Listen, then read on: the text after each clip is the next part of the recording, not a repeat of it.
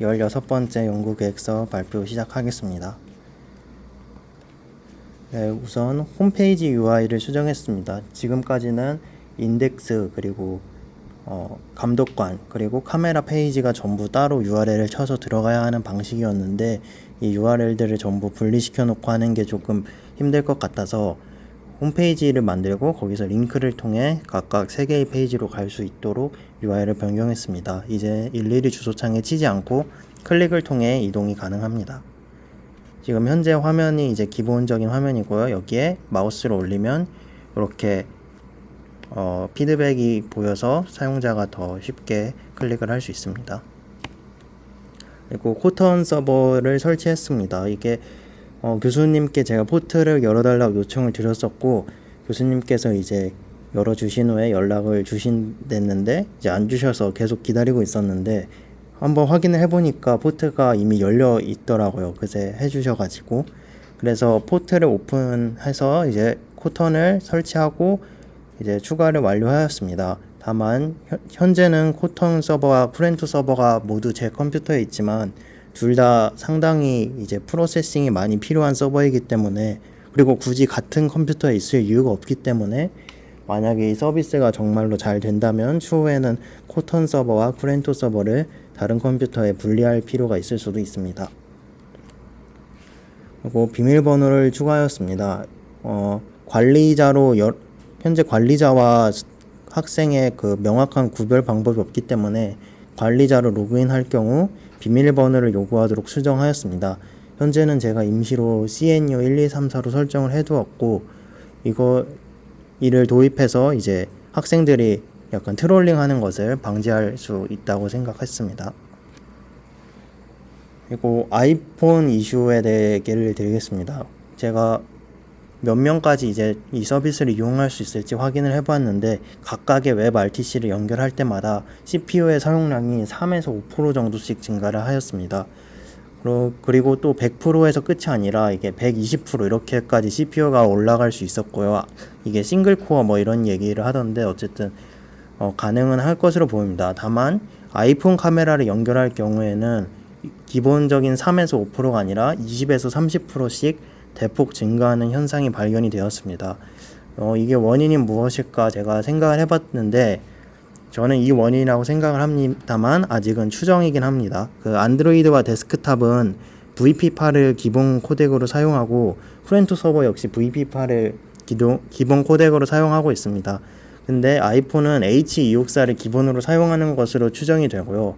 그래서 쿠렌토 서버가 H264 스트림을 VP8로 변환해주는 그 작업을 한번 하기 때문에 CPU에 오버헤드가 지금 발생하고 있는 것으로 추정했습니다. 그래서 저는 해결책으로 우선 아이폰 역시 VP8을 지원을 합니다. 근데 H264에 우선순위가 걸려 있는 거고요.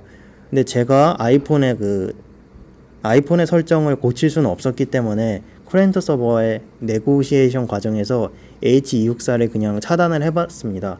그래서 이게 아주 컴퓨팅 파워가 넉넉하다면 아이폰은 H264를 쓰게 해주고 저의 서버가 이제 그걸 VP8로 변환을 해서 송출하는 게 맞겠지만 저희의 서버가 아이폰보다 제 생각엔 안 좋을 것 같기 때문에 아이폰에게 약간의 부하를 주고 대신 쿠렌토 서버는 VP8만 받아서 VP8로 송출을 하기 때문에 부하를 줄일 수 있었습니다.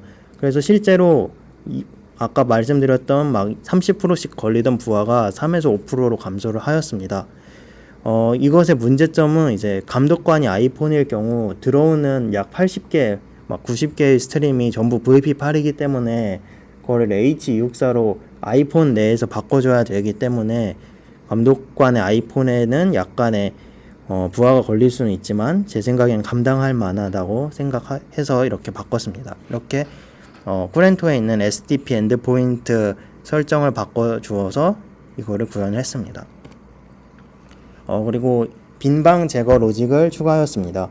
원래 프로그램은 빈 방이 있어도 뭐 사용자가 없는 빈 방이니까 아무 문제 없지 않냐 이런 생각으로 놔두었었는데 그래도 그럴 경우 이제 빈 방에 그냥 감독관 한 명도 없이 학생이 접속한다거나 그런 경우 약간 혼란이 일으킬 가능성이 있다고 생각해서 빈방 제거 로직을 추가하였습니다. 다만 이제 감독관이 실제로 방을 제거하는 거는 아니고요. 왜냐하면 그렇게 하면은 로직이 조금 꼬여서 그 마지막 사용자가 나갈 때 이제 남아있는 인원이 없다면 방도 사라지도록 설정을 하였습니다. 그리고 카메라 전환 기능을 추가하였습니다. 지금까지는 시작할 때 늘 스마트폰에서 전면 카메라로 선택이 자동으로 되어 있는데 이제 후면 카메라를 선택할 수 있는 기능과 또 그에 맞춰 UI를 추가를 하였습니다. 이게 후면 캠, 전면 캠이 있는데 그러면은 카메라가 하나인 경우에는, 그러니까 컴퓨터 같은 경우에는 이제 기본 캠이 선택이 됩니다. 그리고 아마 카메라가 3개 이상인 경우에도 기본 캠이 선택이 될 건데 설마 뭐 3개까지는 없을 거라고 믿고, 또 이게 스마트폰을 위한 서비스이기 때문에 후면 카메라, 전면 카메라 이렇게 2개의 온오프만 만들어 뒀습니다. 이게 목록 형식으로도 할 수 있었지만 그럴 경우 오히려 더 불편하다고 생각을 했습니다. 네, 이게 스마트폰에서 실제로 보이는 UI이고요. 여기 있는 후면 카메라 사용 버튼의 토글에 따라서 이렇게 전면 카메라로 저를 비출 수도 있고 이 후면 카메라로 옆에 있는 분을 비출 수도 있는 모습을 보고 있습니다. 그래서 실제 데모를 진행해 보았습니다. 실제 데모는 아니고 실제 환경은 여러 네트워크 환경에서 여러 타이밍에 여러 사용자가 정말 끊임없이 상호작용을 해야 되지만 그렇게 사람을 모으기가 현실적으로 힘들고 조금 미안하고, 그래서 개인 컴퓨터에 여러 브라우저 탭을 띄우는 방식으로 일단 실험을 했습니다. 실험 결과는 보통 피어당 3에서 5%의 CPU 사용량을 보이며 확대하는 경우에는 6에서 10%의 사용량을 보였습니다. 근데 이게 전부 일정하지가 않고 시간이 지남에 따라 갑자기 늘어나거나 갑자기 줄어들거나 변수가 많이 있어서 사실 이렇게 숫자 노름보다는 실제로 테스트해가며 확인이 필요할 것 같습니다. 네, 이게 저의 데모 화면이고요. DNLab 네트워크에서 저 개인 컴퓨터로 브라우저 탭을 여러 개 띄운 결과로는 한 30개까지는 아무런 문제 없이 실행이 잘 되었습니다. 그리고 이제 저의 후임이나 아니면 미래의 저를 위해서 리드미 파일을 작성해서 설치법과 약간의 설정을 어떻게 로컬 컴퓨터에 맞춰야 하나 이런 것들을 작성해 두었습니다. 네, 여기까지 발표 마치겠습니다.